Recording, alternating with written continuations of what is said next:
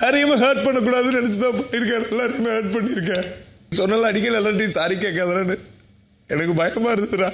இன்னைக்கு எபிசோடுல தமிழ்நாடு எதிர்பார்த்து காத்திருந்த தமிழ்நாட்டின் நட்டிப்பு அரக்கன் எவிக்ட் ஆயிட்டு வெளில போயிட்டாரு. அந்த சம்பவத்தை பிக் பாஸ் வரலாற்றிலேயே ஃபர்ஸ்ட் டைம் ப்ரோமோலே போட்டாங்க விஜய் டிவி. சோ அத பத்தி பேசுறதுக்கு ஒண்ணும் இல்லைனாலும் இன்னைக்கு அண்ணன் கொஞ்சம் நிறைய பேரை ரோஸ்ட் பண்ணாரு. அண்ணன் இன்னைக்கு வேற யார கிழி கிழிச்சாரு அப்படின்றத தெல்ல தெளிவா சொல்றேன் வாங்க. எபிசோடு ஸ்டார்டிங்ல அண்ணன் சபரியை கூட்டு ஸ்டோர் ரூம்ல ஒரு பொருள் இருக்கு போய் எடுத்துட்டு வா அப்படின்னு சொன்ன உடனே அதை கேட்டு அரோரா சிரிக்க, ஏன் அரோரா சிரிக்கிறீங்க, உங்களை அரோரான்னு கூப்பிடுறதா இல்ல அரோகரான்னு கூப்பிடுறதானே தெரியல சொல்லி அண்ணன் சொல்ல அதை பார்த்து கமருதீன் ஒரு சிரிப்பு சிரிச்சாரு பாருங்க. இப்போ அண்ணன் கமருதீனை பார்த்து, கமருதீன் உங்களுக்கு எல்லாம் இங்க கேமரா இருக்குன்னு தெரியுதா இல்லையா, தெரியலன்னா திவாகரை கேட்டு தெரிஞ்சுக்கோங்க. ஐயோ கம்ம மூஞ்சில சிரிப்பு பாத்தீங்களா?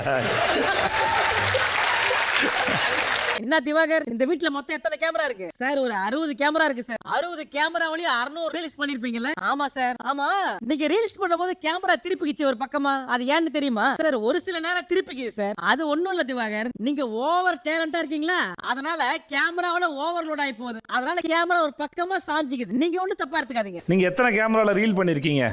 மேக்ஸிமம் எல்லா கேமரா ஓவர் டேலண்ட்னா ஓவர்லோட் ஆயிடும் போல இருக்கு, தாங்க மாட்டேங்குது கேமரா, அதே வெயிட் தாங்கடையே திரும்பிடுது போல இருக்கு. இப்போ சபரி எடுத்துட்டு வந்த ப்ராப்பர்ட்டி கொஞ்சம் கிச்சடி கொஞ்சம் சாம்பார், இந்த ப்ராப்பர்ட்டிக்கு சம்பந்தப்பட்டவங்க எழுந்திருக்க அப்படின்னு சொன்ன உடனே கனி எஃப்ஜே பாரு எழுந்து நிக்க. இப்ப எஃப்ஜேவும் கனியும் சேர்ந்து என்ன சொன்னாங்கன்னா, ஆனா நாங்க 2 பேரும் சாப்பிட்டு இருந்தோம், நாங்க சாப்பிட்டு இருக்கும்போது மிச்சம் இருந்த சாம்பாரை கொண்டு போய் சிங்க்ல போட்டாங்கன்னு பார்வதி. ஆனா எல்லாரும் சாப்பிட்டு முடிச்சாங்கன்னு அப்ப பவுல்ல கொஞ்சோண்டு ஒட்டின்னு இருந்தது, அதை கொண்டு போய் ஓரமா தான் சார் வச்சேன், சிங்க்ல போட்ட மாதிரி ஞாபகம் இல்ல சார், நாங்க பார்த்தோமே பாரு எஃப்ஜே சிங்க்ல இருந்தா எடுத்தாரு அப்படின்னு. ஆமா சார் சிங்க்ல தான் சார் போட்டேன். ஏங்க அவங்க சாப்பிட்டு முடிக்கல, சாப்பிட்டு நிக்கிறாங்க, அவங்க கிட்ட கேட்டிருக்கலாம்ல, கொஞ்சம் இருக்கு உங்களுக்கு தேவையான கேட்டிருக்கலாம்ல சார். இது வரைக்கும் நான் கிச்சனுக்குள்ளே போனதே இல்ல சார், எங்க வீட்டுல கூட கிச்சனுக்குள்ள போனதே இல்ல சார், அதனால எனக்கு ஒண்ணும் தெரியல சார். பாரு பாரு பாரு நான் என்ன சொல்றேன், நீங்க என்ன பேசுறீங்க? ஏங்க சர்வீஸ் பண்றதுக்கு எதுக்கு இங்க சமைக்கணும்? எனக்கு சமைக்க தெரியல, சமைச்ச உப்பு குடி போச்சு கொஞ்சம் புளி குடி போச்சுன்னா ஓகே, நீங்க சர்வ் தானே பண்றீங்க, அதுக்கு எதுக்குங்க கிச்சன் எக்ஸ்பீரியன்ஸ்? சார் எனக்கு நான் ஃபர்ஸ்ட் டைம் அந்த சர்விங், அதுக்குள்ள நான் இது வரைக்கும் கிச்சனுக்குள்ளேயே போனது இல்ல சார். பாரு இந்த பதில் வந்து எனக்கு ஸ்பூன் எடுத்து ஊத்த வராது, முறையா சர்வ் பண்றேன்னு சொல்றதுல எந்த வகையில் அது? அப்புறம் அண்ணன் எஃப்ஜே எழுப்பி, எஃப்ஜே பாரு பண்ணது தப்புனே வச்சுக்கலாம், ஒரு தவறுக்கு பதிலா நீங்க இன்னொரு தவறு பண்ணிருக்கீங்க. இந்த வீட்ல சாப்பாட்டுக்கு எவ்வளவு கஷ்டம்னு உங்களுக்கு தெரியும், அப்படி இருந்தும் நீங்க சாப்பாட்டை கொண்டு போய் குப்பையில போட்டிருக்கீங்க சார். இல்ல சார் அந்த சமயத்துல டென்ஷனா இருந்தனா, அதனால அந்த சமயத்துல என்ன பண்றதுனே தெரியல சார். உங்களுக்கு எத்தனை முறை அந்த சமயத்துல நடக்கும், எப்ப கேட்டாலும் இதே பதிலே சொல்றீங்க, அந்த சமயத்துல அப்படி இருந்தேன், அந்த சமயத்துல நடந்து போச்சு. அப்புறம் இந்த வீட்ல டிசிப்ளின் பிரச்சனை வேற இருக்கு, சண்டைன்னு வந்துட்டா இந்த சாப்பாடு பிரச்சனை மாதிரி தான், சாப்பாடை கொட்டுற மாதிரி வார்த்தையை கொட்டிடுறீங்க. அது என்னது, இன்னொருத்தங்க வளர்ப்பை பத்தி பேசுறது? அவங்க வீட்டுல அவங்கள சரியா வளர்க்கலன்னு சொல்லி உங்களுக்கு கவலையா இருந்தா சொல்லுங்க, அவங்கள உங்ககிட்ட அனுப்பிச்சு வைக்கிறோம், நீங்க நல்லபடியா வளர்த்து அனுப்புங்க. அப்ப கமருதீன் எந்திரிச்சு, சார் இந்த வீட்டுல பாருக்கு அடிபட்டு இருந்துச்சு சார், அதை யாருமே இந்த வீட்டுல ரியலைஸே பண்ணல, அந்த டைம்ல விக்ரம் வந்து ஒரு மாதிரி மார்க் பண்ற மாதிரி பேசினாரு, நீங்க ஸ்டார்டிங்ல இருந்து இப்படி இல்லையே, ஏன் சடனா அப்படி பேசுறீங்க அப்படின்னு சொல்லி கேட்டேன். அப்படி பேசிட்டு இருக்கும் போது டாபிக் மாதிரி வளர்ப்பை பத்தி பேசிட்டேன் சார். சார் அவர் ஃபர்ஸ்ட்ல இருந்து இந்த ஃபேஸ் காட்டவே இல்லை சார், அதை அவர் உங்ககிட்ட பர்மிஷன் கேட்டதான் காட்டணுமா? பாரு நீங்க சூப்பரா விளக்க கொடுப்பீங்கல்ல, நீங்க சொல்லுங்க என்ன நடந்துச்சு? பாரு யார் யார் வீட்டுல எப்படி வளர்க்கணும்னு தெரியல, மொத்தமா நீங்க வளர்ப்புனா என்னன்னு சொல்லிட்டீங்கன்னா அதுக்கு ஏத்த மாதிரி வளர்த்துப்பாங்க. சரி நீங்க தெரியாம சொன்னா கூட அதுக்கு ஒரு சாரியா சொல்லிருக்கணும்ல, கமருதீன் சாரி சொன்னாரு, நீங்க சொன்னீங்களா? யார் யார் வீட்டுல எப்படி வளர்க்கணும் தெரியல, மொத்தமா வளர்ப்புனா என்ன அப்படின்னு சொல்லிட்டீங்கனாலே தெரிஞ்சுக்கலாம்ல சார். விக்ரம் இந்த வாரம் உங்ககிட்ட இருந்து ஒரு பெரிய மாற்றத்தை நான் பார்த்தேன், ஆனா கோவத்துல பயங்கரமா கண்ட்ரோல் இல்லாம வார்த்தையை விட்டுறீங்க, இனிமே கொஞ்சம் கண்ட்ரோலா இருங்க சார். அந்த டைம்ல கொஞ்சம் பயங்கரமா ட்ரிகர் ஆயிட்டேன் சார் நான். சரி ஓகே ட்ரிகர் ஆயிட்டீங்க, அதுக்கப்புறம் கொஞ்சம் நேரம் கழிச்சு சாரி கேட்டுக்கலாமே. உங்களுக்கு ஏதாவது ஒண்ணு ஆச்சுன்னா உங்க வீட்டுல வருத்தப்படுவாங்கல்ல, அதே மாதிரி தானே அவங்க வீட்லயும் அவரை பத்தி பேசுறீங்க, ஓகே அவங்க வீட்டாள வரைக்கும் பேசுறீங்கன்னா அது என்னது? உங்களுக்கு ஏதாவது பர்சனலா ஹர்ட் ஆனா மட்டும் உங்க வீட்டு ஆளுங்களாம் வருத்தப்படுவாங்க, அது தெரியுதுல்ல. வீட்டுல ஒண்ணு வளர்த்துக்காங்க பாரு, உங்க வீட்டுல ஒண்ணு வளர்த்துக்காங்க பாரு, சே இப்படியே வளர்த்துப்பாங்க உன்ன எல்லாம் அப்படி உரத்தா சொல்ல ஆரம்பிச்சிருவாங்க. அப்புறம் இப்போ அண்ணன் அட்வைஸ் பண்ணிட்டு இருக்கும் போது சைடுல ரம்யா கையை தூக்க, இந்த ஆடு தானா போய் கசாப்பு கடையில மாட்டிக்கும்ல, அந்த மாதிரி ஆயி போச்சு ரம்யாவோட நிலைமை. ஆமா நீ டாஸ்க் அப்போ வினோத்தோட கம்பி எடுத்தல லாஸ்டா, எதுக்கு எடுத்த என்னன்னு சொல்லி எடுத்த நீ? சார் அந்த அண்ணா வலிக்குது நிக்க முடியல அதனால சொல்லி எடுத்த சார். ஏமா அது ஒரு காரணமா? அது இதெல்லாம் ஒரு காரணமா? ஒரு மனுஷன் 1.5 மணி நேரமா டாஸ்க் பண்ணிட்டு இருக்காரு, நீங்க இந்த மாதிரி ஒரு காரணத்தை சொல்லிட்டு வெக்கமே எல்லாம் எடுத்துட்டு சிரிக்கிறீங்க வேற. நீங்க அந்த மாதிரி 1.5 மணி நேரம் தொங்கி இருந்தீங்க அப்படின்னா உங்களை யாராவது அந்த மாதிரி பண்ணிருந்தா உங்களுக்கு எப்படி இருக்கும்? ரம்யா எப்படி வாண்டடா தலையை விட்டு மாட்டிக்கிச்சோ அதே மாதிரி சுபிக்ஷாவும் தலையை விட்டு சார் எனக்கும் ரம்யா சொன்ன காரணம் ஏத்துக்க முடியும் இல்ல சார். நான் கேப்டன் ஆனா எப்படி ஸ்ட்ரெஸ் ஹேண்டில் பண்ணுவேன் அப்படின்னு சொல்லி ஒன்னு புடிக்கிட்டாங்க சார். அதெல்லாம் சொல்லலாம் அதெல்லாம் ஒண்ணு தப்பு இல்ல, நீ உட்காரு. அப்புறம் வினோத் வியானா ரீசன் சொல்லும் போது நீ என்ன சொன்ன சார்? அவங்க பேசும்போது 1க்கு 2 கூட எடுத்துக்கோமா, ஆனா தயவு செஞ்சு பேசாத அப்படின்னு சொன்ன சார். அது எப்படி நீங்க சொல்லலாம்? ஏங்க ரீசன் சொல்லி புடுங்குறது தான் டாஸ்க். வினோத் நீ பல சமயத்துல அற்புதமா அழகான விஷயங்கள்லாம் பண்ற, ஆனா நீ பண்ற ஒரே ஒரு கெட்ட விஷயத்தால அது எல்லாமே மறைஞ்சு போயிடுது. இப்போ பாரு செம டோஸ் வாங்கினதுக்கு அப்புறம் அண்ணன் பிரேக் கொட்டு போனதுக்கு அப்புறம் விக்ரம் கிட்ட போயிட்டு விக்ரம் சாரி விக்ரம் நான் தெரியாம பேசிட்டேன் விக்ரம், நான் வளர்ப்பை பத்தி பேசுறது தப்புதான் என்ன மன்னிச்சிரு, எதுக்கு நீ சாரி கேக்குற? இப்படி சாரி கேட்டு அடுத்த வாரம் இதே தான் திரும்ப பண்ண போற, அதுக்கு எதுக்கு சாரி கேக்குற? ஏய் நான் உண்மையா ஃபீல் பண்ணி சாரி கேக்குறேன்டா. அப்பனா ஒரு 2 வாரம் போட்டோம், அதுக்கப்புறம் திரும்ப வந்து என்கிட்ட சாரி கேளு, அப்ப நான் அவனை நம்புறேன். அவ்வளவுதான். அந்த வார்த்தைக்கு அப்புறம் பாரு அம்பி மோட்ல இருந்து ஸ்ட்ரைட்டா அண்ணின் மோடுக்கு. ஏய் நான் அப்படி பேசணும் அது காரணம் நீதான் என்ன ட்ரிகர் பண்ணி அப்படி பேச வச்சிருக்க. என் மேல எவ்வளவு தப்பு இருக்கோ அதே அளவுக்கு தப்பு உன் மேலயும் இருக்கு. இதை கேட்ட விக்ரம் ஷபா நான் மாட்டு 7 உட்கார்ந்து அப்புறம் நான் வந்து சாரி கேட்டனா நீயா வந்து பேசி நீயா வாயை கொடுத்து நீயா டென்ஷன் ஆகிட்டு போற. இதுக்கு தாமா வாய்ட்ட பேசுறதே இல்ல. உள்ள இவ்வளவு வன்மத்தை வச்சுக்கிட்டு எதுக்கு வந்து சாரி கேக்குறா? இதெல்லாம் ஒரு சாரி. இப்ப கமருதீன் வந்து விக்ரம் கிட்ட இதான் மச்சான் இவ இப்படிதான் மச்சான் பண்ணிக்கிட்டே இருக்கா, உன்கிட்ட பண்ணதான் என்கிட்டே பண்றா, அவ இன்னொரு தடவை சாரி கேட்டு வந்தானா நீங்க ஸ்ட்ரைட்டா சொல்லிடுங்க அன்னைக்கே நான் சாரி ஏத்துக்கல தெரியுமா, இதுக்குதான் நீ இந்த மாதிரி பண்ணுவன்னு தான் நான் ஏத்துக்கல அப்படின்னு மூஞ்சி மேல சொல்லிடுங்க விக்ரம். எனக்கெல்லாம் பாரு அவ்வளவு விஷயம் பண்ணிருக்கா, அவ பண்ணதெல்லாம் நினைச்சு பார்த்தா அவகிட்ட நான் பேசவே கூடாது. நீயும் ஈக்குவலா வந்து ட்ரிகர் பண்ற, நீயும் ஒரு லிமிட்ட மீறி தான் நீ வந்து கலாய்க்கிற. அண்ணன் பிரேக் பிடிச்சிட்டு வந்த உடனே அரோரா நீங்க எனக்கு டெஸ்ட் வைக்கிறீங்கன்னு நினைக்கிறேன். நான் வாரம் கம்முன்னு உட்கார்ந்து இருப்பேன், அண்ணன் என்ன கவனிக்கிறாரா இல்லையா நான் செக் பண்றேன். அந்த மாதிரி ஏதோ டெஸ்ட் வைக்கிறியா எனக்கு? நான் உட்காந்துக்கிட்டே இருப்பேன், இவர் என்ன கவனிச்சாருன்னா ஓகே. அந்த டெஸ்ட் எனக்கு வாரம் வைக்கிறியே எப்படி அது சார்? அதுல ஒரு டோபமைன் சார், டோபமைன் என்னன்னு சொல்லாமா சார்? நானா சொல்லாதீங்க, என்ன சுத்தமா ஆஃப் பண்ணிடுச்சு, உட்காருங்க. அப்புறம் அண்ணன் கேட்ட கேள்வி என்னன்னா இந்த வாரம் ராஜாங்க டாஸ்க் வச்சாங்கல்ல அந்த டாஸ்க் எப்படி போச்சு? ஃபர்ஸ்ட் கமருதீன் எந்திரிச்சு சார் இந்த வாரம் ஃபுல்லா நல்லா சிரிச்சேன் சார், நானு ஒரு ஒற்றுமைக்காக இந்த டாஸ்க் வச்சிருக்காங்க அப்படின்னு தோணுச்சு சார் எனக்கு. இதை கேட்டு நம்ம சேதுபதி என்ன சிரிக்க, ஏங்க 2 நாடு பிரிச்சு விட்டு விளையாட சொன்ன டாஸ்க் உங்களுக்கு ஒற்றுமைக்கான டாஸ்கா? ஆமா சார். ஃபர்ஸ்ட் எல்லாருமே இந்த டாஸ்க் தப்பா புரிஞ்சுக்கிட்டு 2 பேரும் மாத்தி அடிச்சிட்டாங்க சார். அப்ப அண்ணன் பாத்தீங்களா நீங்க எல்லாருமே டாஸ்க் தப்பா புரிஞ்சு வச்சிருக்கீங்க, இனிமே உங்களுக்கு டாஸ்க்ல ஏதாவது டவுட்னா நம்ம கமருதீன் கிட்ட கேளுங்க. கமருதீன் எக்ஸ்பிளைன் பண்ணதுக்கு அதுக்கப்புறம் டாஸ்க் விளையாடுங்க சரியா சார்? ஃபர்ஸ்ட் டே எல்லாம் நல்லா தான் சார் போச்சு, இந்த செகண்ட் டே வந்துச்சுல அப்பதான் சார் ஏகப்பட்ட பிரச்சனை. இந்த திவாகர் வேற கோச்சின் ஓட்டாரு சார், திவாகர் கோச்சின் போயிட்டாரு. அது என்ன பிரச்சனை? அரோரா வந்து திவாகர் சாரி சொல்ல சொன்னாங்க சார், நான் அதெல்லாம் சொல்ல மாட்டேன் அப்படின்னு சொல்லிட்டு எல்லாத்தையும் கைட்டி போட்டு கோச்சின் போயிட்டாரு சார் அவரு. சார் ஃபர்ஸ்ட் டே நல்லா தான் சார் போச்சு, ஆனா எங்க நாட்டு இளவரசிகள்லாம் இருக்காங்கல்ல அவங்க எல்லாம் கோச்சிக்கிட்டு எதிரி நாட்டுக்கு போயிட்டாங்க சார். அதை பார்த்தவொடனே எனக்கு செமையா கடுப்பாயிடுச்சு சார். நான் நிறைய லவ் கண்டென்ட் எல்லாம் பண்ணலாம் அப்படின்னு சொல்லி யோசிச்சு வச்சிருந்தேன் சார். ஆனா 2வது நாள் ராஜாவே மாத்திட்டாங்க சார். ராஜாவா இருந்த என்ன மந்திரி ஆக்கி விட்டாங்க சார். எல்லாருமே போயிட்டு எதிர் நாட்டு மந்திரி கமருதீன் இருக்காருல்ல அவர்கிட்ட போய் க்ளோஸ் ஆயிட்டாங்க. இந்த அரோரா இருக்காளே அவன் நேரா எதிர் நாட்டு மன்னர் கிட்ட போய் க்ளோஸ் ஆயிட்டா. இதெல்லாம் பார்க்கும்போது எனக்கு ரொம்ப அந்த பொசசிவ் மாதிரி ஆயிடுச்சு சார். இல்ல கேரக்டரா பொசசிவ் ஆச்சா இல்ல திவாகரா பொசசிவ் ஆச்சா? உங்க நாட்டு இளவரசர் எதிர் நாட்டு போயிட்டாங்க. இல்ல ஆமா சார் அப்பயும் சொன்னேன் சார். நம்ம நாட்டு அரோரா வந்து பாத்தீங்கன்னா எதிர் நாட்டு மன்னர் போய் க்ளோஸ் ஆயிட்டாங்க சார். எனக்கு ஒரு மாதிரி பொசசிவ் ஆயிடுச்சு சார். கேரக்டரா பொசசிவ் ஆச்சா திவாகரா பொசசிவ் ஆச்சா? சார் கேரக்டரா தான் சார். எங்க ராஜ்யத்துல பட்டமளிப்பு விழா நடந்துச்சு. அப்ப வினோத் என்ன பார்த்து கிண்டல் பண்ணாரு. எனக்கு வினோத் பேசுறதெல்லாம் கேட்டு செம கோவம் ஆயிடுச்சு. அப்ப அரோரா என்ன பார்த்து நிப்பாட்டுங்கன்னு சொன்னாங்களா, அப்ப நான் கோவத்துல வாய மூடு எல்லாம் எனக்கு தெரியும் சொல்லிட்டேன் சார். வினோத் ஏதோ இவரை கலாச்சார் சார். நான் இவர்கிட்ட பொறுமையா தான் சொன்னேன், கொஞ்சம் சைலண்டா இருங்க அப்படின்னு சொல்லி நான் பொறுமையா தான் சொன்னேன். அடுத்த மன்னருக்கு கேக்குற மாதிரி சத்தம் போட்டுலாம் சொல்ல, ரொம்ப பொறுமையா சொன்னேன். டக்குன்னு எல்லாரும் முன்னாடியும் ஏய் நீ வாய மூடு அப்படின்னு சொல்லிட்டார் சார். கேரக்டர் படி பார்த்தா நான் இளவரசி, அவரு மந்திரி, நான் சொல்றதான் அவர் கேட்கணும். ஆனா அவர் எனக்கு ஆர்டர் போடுறாரு. அதாவது திவாகர் உங்க நாட்டு இளவரசி பக்கத்து நாட்டுக்கு போய் பேசினா உங்களுக்கு பொசசிவ் ஆகுது, அது திவாகரா ஆகல கேரக்டர் ஆகுது. ஆனா அதே கேரக்டர்ல இருக்க மந்திரி இளவரசி உங்ககிட்ட இப்படி பண்ணாதீங்க அப்படின்னு சொன்னா அப்ப மட்டும் உனக்கு திவாகரா கோவம் வருதா? நீ நியாயப்படி பார்த்தா மந்திரி ரோல்ல தானே இருந்திருக்கணும். நீ எதுக்கு திவாகரா பெர்ஃபார்ம் பண்ண? நீங்க அரசவையில் இருக்கீங்க, உங்க அரசவையில் இருந்துன்னு நீங்க எதுக்கு பக்கத்து நாட்டை போய் எட்டி பாத்தீங்க? பக்கத்து நாட்டுல போய் எட்டி பாத்தீங்க உங்க இளவரசி போய் பேசுறத? எட்டிலாம் பார்க்கல சார், உட்காந்து தான் சார் பார்த்தேன்.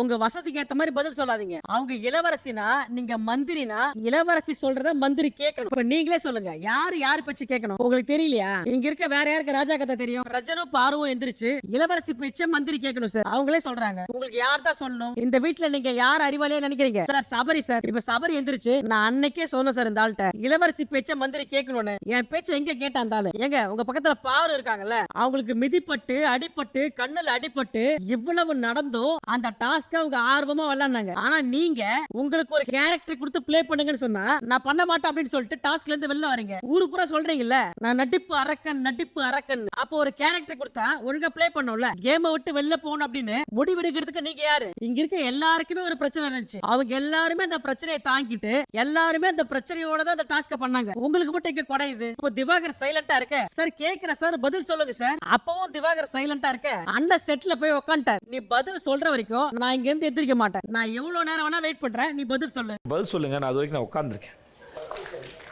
என்னால முடியல. எவ்வளவு நேரம் இருக்கு? ஒரு டாஸ்க் கொடுத்து உள்ள அனுப்பிச்சு விளையாட சொன்னா உங்க வசதிக்கு விளையாடுறதுக்கு எதுக்குள்ள போகணும்? நீங்க ரீல்ஸ் பண்ணும்போது கேமரா உங்களை பார்க்கல, பார்க்காம திரும்பிச்சு, நீங்க அதோட விட்டீங்களா? கேமரா என்ன பார்க்கல, கேமரா என் பக்கம் திருப்புங்க, என்ன ஜூம் பண்ணுங்க அப்படின்னு சொல்லி நான் தமிழ்நாட்டோட நடிப்பு அரக்கன் அப்படின்னு இவ்வளவு பண்ண தெரியுதுல்ல, இதெல்லாம் உங்க டாஸ்கா? டாஸ்க் இல்லாதத இவ்வளவு இன்ட்ரெஸ்டா பண்றீங்க. உங்களுக்கு ஒரு டாஸ்க் கொடுத்து பண்ணுங்கன்னு சொன்னா அதை பண்ண மாட்டீங்க. நீங்க பிக் பாஸ் வந்ததே நல்லா பிளான் பண்ணி தான் உள்ள வந்திருக்கீங்க. போன உடனே 60 கேமராவிலே 600 ரீல் பண்ற அப்படின்னு முடிவோட வந்து அதை பண்றீங்கல்ல. கடைசியா அண்ணனே எந்திரிச்சிட்டாரு, ஆடியன்ஸ் எல்லாருமே. ஆனா என்ன எந்திரிச்சிட்டீங்க? எங்க இவரு பதில் சொல்ல மாட்டாருங்க, இவரு பதில் சொல்லவே மாட்டாரு. இவர் தான் நான் ஃபர்ஸ்ட் வீக்ல இருந்தே பாக்குறேன். டாஸ்க் விளையாட மாட்டேன் கோச்சிட்டு போவீங்க, எல்லாம் வந்து உங்களை கன்வின்ஸ் பண்ணணும். உங்களை கன்வின்ஸ் பண்றது உங்களுக்கு வேலையா? சரி, அவங்க பண்ணத திவாகரா உங்களால ஏத்துக்க முடியல, அந்த கேரக்டர் மாதிரி ஏத்துக்க வேண்டியதானே? நீங்க தான் கேரக்டருக்குள்ள உடனே போயிருவீங்களே, டக்குனு திரும்ப அமைச்சர் ரோல்களை போற வேண்டியதானே? ஃபர்ஸ்ட் டைம்ன்றதால அப்படி பண்ணிட்டேன் சார். ஓ, அப்ப ராஜாவா இந்த மாதிரி ஏற்கனவே இருந்திருக்கியா? அதுவும் ஃபர்ஸ்ட் தானே? ராஜாவா இருந்தது ஃபர்ஸ்ட் டைம் தானே? ராஜாவா பொசசிவ் ஆகும்போது அப்போ உங்களுக்கு தெரியல, ஆனா மந்திரியா இருக்கும்போது மட்டும் உனக்கு கோவம் வருது. ஃபர்ஸ்ட் டைம் அப்படி பண்ணேன். என்ன சொன்னீங்க? ஃபர்ஸ்ட் டைமா சார்? எந்த டாஸ்க்ல அப்ப ராஜா இதுக்கு முன்னாடி இருந்திருக்கீங்க போல இருக்குல்ல? அடுத்து எஃப்ஜே சார், நான் ஒரு பயங்கரமான பிளான் போட்டேன் சார். அது என்னன்னா, இந்த 2 ராஜாங்கத்தையும் கவுத்துட்டு வீட்டுல வேலைக்காரங்களா இருக்காங்கல்ல அவங்க எல்லாரும் சேர்த்துக்கிட்டு நம்ம எல்லாரும் சேர்ந்து ஒரு புது ராஜாங்கத்தை உருவாக்கலாம் அப்படின்னு நான் பயங்கரமா பிளான் பண்ணேன் சார். இதை கேட்ட சுபிக்ஷா, அட்டா பாவி அது ஏன் பிளான் அப்படின்னு மனசுக்குள்ளே பேசிக்க. அதை கேட்ட அண்ணன், சுபிக்ஷா நீங்க என்ன சொன்னீங்களே, என்ன எந்திருங்க சார், இந்த எஃப்ஜே சொன்னது ஏன் பிளான் சார். நான் சொன்னேன் சார் அவங்கிட்ட இந்த ராஜாங்கத்தை கவுத்துட்டு புதுசா தான் பண்ணலாம்னு சொல்லி. ஆனா இப்போ வந்து அது ஏன் ஐடியா ஏன் பிளான் போய் சொல்றான் சார் அவன். சார் ஆமா சார், இது சுபிக்ஷா தான் பிளான் பண்ணாங்க. நீ முதல்ல என்ன சொன்ன? அது உன் பிளான் உன் ஐடியான்னு சொன்ன. அப்படியே சொன்ன? சாரி சார், நீங்க பிளான் பண்ணதெல்லாம் ஓகே தான், ஆனா அதுக்கான ரிசல்ட் இல்லையே அப்புறம்ன்ற மாதிரி குடுக்கலாம்னு பிளான் பண்ணிட்டு. என்ன சுபிக்ஷா சொல்லுங்க? சுபிக்ஷாவோட ஐடியா, என்னோட ஐடியா. சுபிக்ஷாவோட ஐடியாவா அது?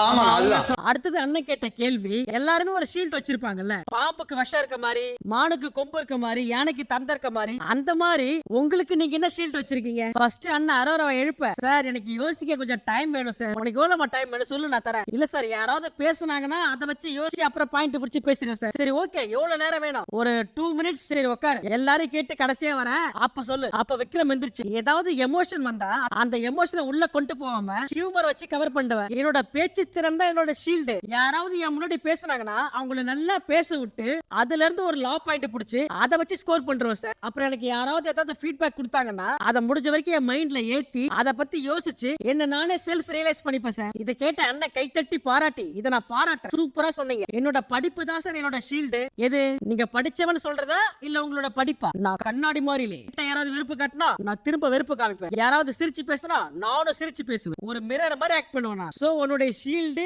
வாங்கிட்ட இல்ல, எதிரில இருக்கவங்க கிட்ட தான் இருக்கு. ஆமா சார், யாராவது ஏதாவது சொன்னா நான் எமோஷனலா ஹர்ட் ஆயிடுவேன், ஆனா அதை வெளியே காமிக்க மாட்டேன். உள்ளுக்குள்ளேயே என்னோட எமோஷனை அப்படியே அடக்கி வச்சுப்பேன். யாரையும் ஹர்ட் பண்ண கூடாது அப்படின்னு சொல்லி எல்லாரோட குட் புக்லயே இருக்கணும் அப்படின்னு நினைக்கிறேன் சார். ஆக்சுவலா எமோஷனலா நான் ரொம்ப வீக், ஆனா வெளியே காமிக்காம எமோஷனலா ஸ்ட்ராங் மாதிரி காமிச்சுப்பேன். யாரு என்ன வேணா நினைச்சிட்டு போட்டோம், உங்களுக்கு என்ன தோணுதோ அதை பண்ணுங்க, ரொம்ப ஃப்ரீயா ஹேண்டில் பண்ணுங்க அப்படின்னு சொன்ன உடனே நம்ம சபரியான ஒரு பெர்ஃபார்மன்ஸ் போட ஏன் இப்படி எல்லாம் பண்றாங்க அப்படின்னு தோணுது. நான் அப்படி எல்லாம் பண்ணலன்னு சொல்ல தோணுது, நான் அப்படி இல்லன்னு சொல்ல தோணுது, நான் நடிக்கலன்னு சொல்ல தோணுது. சபரி அதெல்லாம் நடந்தது. அப்ப அண்ணன் பாதியிலே ஸ்டாப் பண்ணி, சபரி அது நடக்கட்டும், வாரம் இந்த ஆட்டம் ஜிக்ஸாக்க தான போயிட்டு இருக்கு, அதனால அது எல்லாத்தையும் வரப்போற வாரத்துல காமிங்க. உங்களே அறியாம ஒரு தப்பு நடந்து போச்சு, அதை சரி பண்ணிக்கோங்க, அவ்வளவுதான். இப்ப சபரி மைண்ட்ல நீங்க பிரேக் மட்டும் விட்டு பாருங்க, எப்படி சரி பண்றேன்னு பாருங்க அப்படின்னு நினைச்சுனே உட்காந்துட்டாரு போல. ஆனா கடைசியா ஒரு பெர்ஃபார்மன்ஸ், கடைசியா சபரி ஒரு பெர்ஃபார்மன்ஸ் போட்டாரு பாருங்க, அதை கடைசியா பார்ப்போம். சார் என்னுடைய பாடல் என்னுடைய ஹியூமர் தான் என்னோட ஷீல்டு, அதுக்குள்ளதான் சார் நான் ஒளிஞ்சிருக்கேன், அதைத்தான் நானும் நினைச்சேன். கரெக்டா தான் சொன்னீங்க. அப்ப உண்மையான வினோத் யாருன்னு நாங்க பார்க்கணும்னா உங்களுடைய பாடலையும் உங்களுடைய ஹியூமர் சென்ஸையும் தள்ளி வச்சா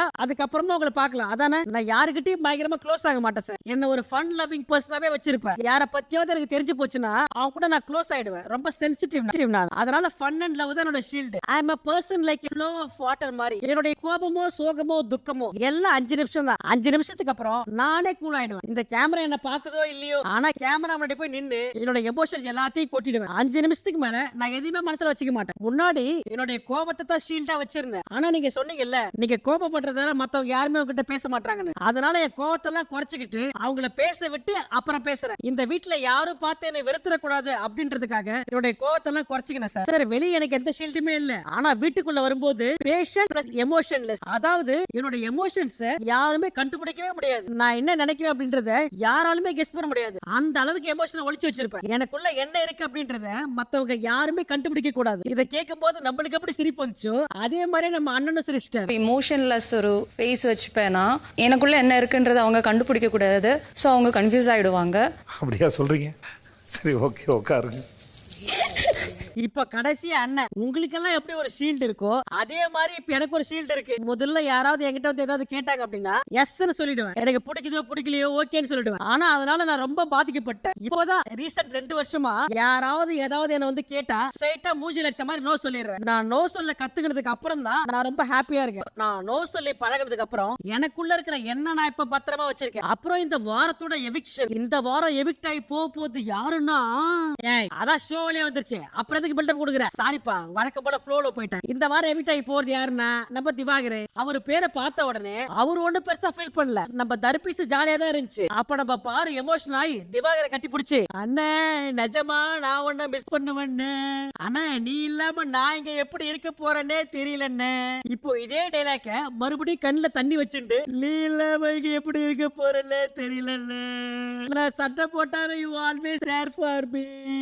அவ்வளவுதான். பாரு எமோஷன் ஆகி கண்ணீர் கடலை திறந்து விட்டாங்க. எனக்கு சத்தியமா தெரியல இதுக்கப்புறம் இந்த வீட்டுல நான் எப்படி இருக்க போறேன்னே தெரியல. இத்தனை நாளா நான் வாங்கிட்ட அண்ணன் நினைச்சுதான் நான் பண்ணிட்டு இருந்தேன். இந்த வீடை இவ்வளவு ஜாலியா ஹாப்பியா போறதுக்கு மெயின் காரணமே நீதான். சண்டை போட்டாலும் சத்தியமா நான் ஒண்ணு மிஸ் பண்ணுவேன். இதுக்கு அடுத்து நான் இங்க எப்படி இருக்க போறேன்னு சொல்லிட்டு சும்மா வாய்க்கு வந்தபடி எல்லாம் ஒற்றக்கூடாது. இந்த ஆள் பண்ண கிரிஞ்சிக்கு இந்த ஆளை வீட்டை விட்டு வெளியே அனுப்புங்க அப்படின்னு சொல்லி ஒட்டுமொத்த தமிழ்நாடே காத்து இருந்தது. ஆனா இந்த வீட்டை விட்டு வெளில போங்க, உங்களுக்கு நிறைய பட வாய்ப்பெல்லாம் வரும். செந்தில் கவுண்டமணி மாதிரி நீங்களும் வினோத்தை சேர்ந்து நிறைய படம் பண்ணுவீங்க. அப்புறம் அதுல காசு வரும்ல, அதெல்லாம் சேர்த்து வச்சுக்கோங்க. அப்புறம் வினோத் எமோஷன் ஆகி ஆனா உங்ககிட்ட கோவப்பட்டது எல்லாமே ஜாலிக்கு தானே பண்ண. உன்னை காயப்படுத்தணும் அப்படின்னு துளி கூட என் மனசுல எண்ணமே இல்லைன்னு நான் உண்மையா சொல்றேன். உன்னை கஷ்டப்படுத்தணும் நான் நினைக்கவே இல்லை அப்படின்னு சொல்லி வினோத் அழுவேன். அப்புறம் போறதுக்கு முன்னாடி நம்ம அண்ணனோட ட்ரேட்மார்க் நட்டிப்பு அரக்கன் அந்த ரீல்ஸை கடைசியா ஒரு தடவை திரும்ப பண்ண. தமிழ்நாட்டின் நட்டிப்பு அரக்கன் பிக் பாஸ் சீசன் 9ல 42 நாள் இருந்துட்டு சக்சஸ்ஃபுல்லா வெளியில போறேன். இந்த ஆளு சும்மா வீட்டு விட்டு வெளியே வந்தாலே நான் பிக் பாஸ் வீட்டுக்கு போயிட்டு வந்துட்டேன் அப்படின்னு சொல்லி வெளிய இருக்கிற எல்லா சேனலுக்கும் ஒண்ணு விடாம இன்டர்வியூ கொடுப்பான். அவருக்கு போறதுக்கு முன்னாடி இந்த பிக் பாஸ் யாருக்கு எப்படியோ என்ன பொறுத்த வரைக்கும் நீங்களும் ஹீரோ தான் அப்படின்னு சொல்லி பிக் பாஸ் உசுப்பேத்தி விட அவ்வளவுதான். இதுக்கப்புறம் வெளியே வந்து இந்த பீஸ் பண்ற அலப்பற இருக்க போது அதை நினைச்சாதான் கொஞ்சம் பயமா இருக்கு. பிக் பாஸ் இப்படி பேசிட்டே இருக்கும் போது திவாகர் ரம்யா கிட்ட ரம்யா உங்ககிட்ட சொல்லவே இல்ல போயிட்டு வரேன் அப்படின்னு சொல்ல, அப்ப பிக் பாஸ் நான் இங்க பேசிக்கிட்டு இருக்கேன் அப்ப கூட உங்களுக்கு ரம்யா தேவைப்படுது இல்ல. அதுக்கப்புறம் பிக் பாஸ் ஃபீல்லாம் பண்ணாதீங்க, அது உங்களுக்கு செட் ஆகாது, ஜாலியாவே போயிட்டு வாங்க அப்படின்னு சொல்லி வழி அனுப்பி வைக்க. சினிமா உலகுக்கு போனாலும் பிக் பாஸ் ஹவுஸை மறக்கவே மாட்டேன் சார். மறந்துடுவீங்களா நீங்க?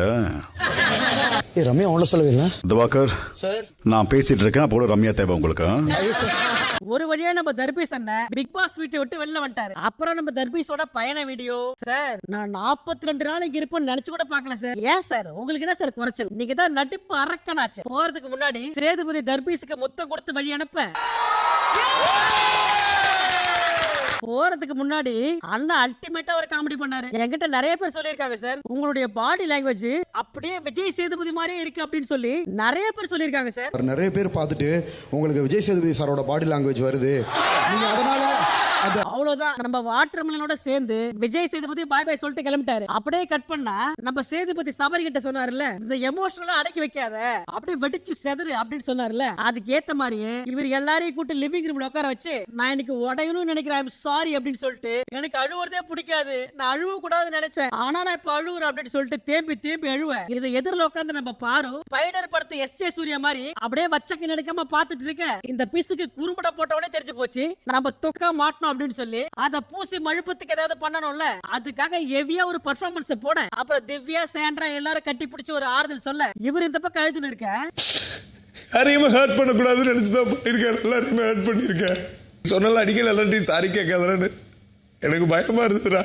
ரம்யா லிவிங் ரூம்ல இருந்து ஏந்து போய் தனியா உட்கார்ந்து அழுகுறாங்க. ஏன்னு கேட்டா சபரி இவருக்கு அண்ணன் மாதிரியா, அவர் அழுத உடனே இவங்களுக்கு அழுக வந்துருச்சான், அதனால இவங்க அழுகுறாங்களாம் அப்படின்னு இவங்க ஒரு பக்கம் அழுவ. இதோட இன்னைக்கு எபிசோடு முடிஞ்சது. இப்போ திவாகரோட எவிக்ஷன் பத்தி நீங்க என்ன நினைக்கிறீங்க? அவர் இந்த வீட்டுல இருந்திருக்கணுமா இல்ல அவர் போனது நல்லதா? எனக்கு என்ன தோணுதுன்னா, இப்போ திவாகர் இல்ல, சோ அடுத்து வர வாரங்கள்ல வினோத்தோட கேம் பிளே எப்படி இருக்கும், பாருவோட கேம் பிளே எப்படி இருக்கும்? ஏன்னா வினோத் திவாகரை கலாய்ச்சி 40 நாள் ஓட்டாரு. சோ இதுக்கப்புறம் அவர் எப்படி விளையாட போறாரு, பாரு எப்படி விளையாட போறாங்க, அது எல்லாத்தையும் பொறுத்திருந்து பார்ப்போம். நான் உங்களை நாளை சந்திக்கிறேன். லாஸ்ட் 2 டேஸா வீடியோ லேட்டா வந்ததுக்கு நான் மன்னிச்சிருங்க.